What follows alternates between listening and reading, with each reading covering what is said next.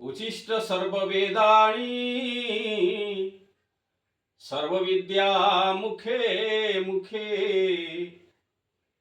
न उचिष्ट ब्रह्मज्ञान अव्यक्तश्च अनामय।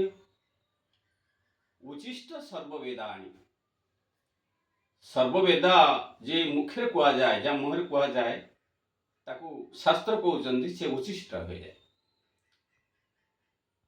जो माने ये जो विद्या को उचिष्ट क्यों विद्या नुहे ना उचिष्ट सर्ववेदाणी सर्वविद्या मुखे मुखे न उचिष्ट ब्रह्म ज्ञान अव्यक्तश्च अनामय। जो माने ब्रह्म ज्ञानी ब्रह्म दर्शन करिसंती से माने ही जानिचंती प्रकृति रे को विद्याटा उचिष्ट नुहे देवता को आवाहन कले से तांकर मंत्र द्वारा संतुष्ट होती। आमर शास्त्र कहे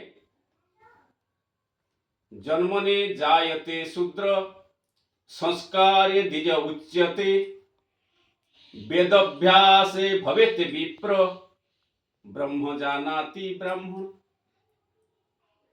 तेणु जो माने ब्रह्म ज्ञानी ब्रह्म जानिचंती से माने ही ब्राह्मण।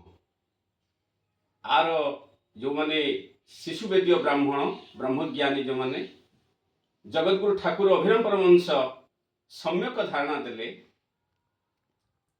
श्याम प्रेम बड़ थंडारे संगात श्याम प्रेम बड़ थंडा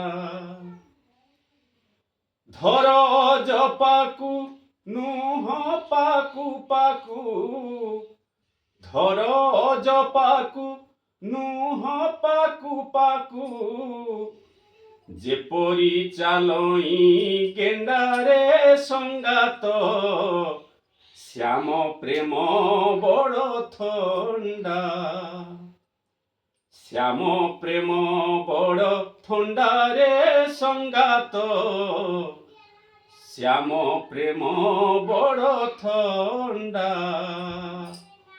तेणु ये जो अजपा सूत्र ये जो न उचिष्ट ब्रह्मज्ञान केवल यही शिशुवेदीय मुनि ज्ञानी एवं ब्रह्मज्ञानी माने जानिछंती।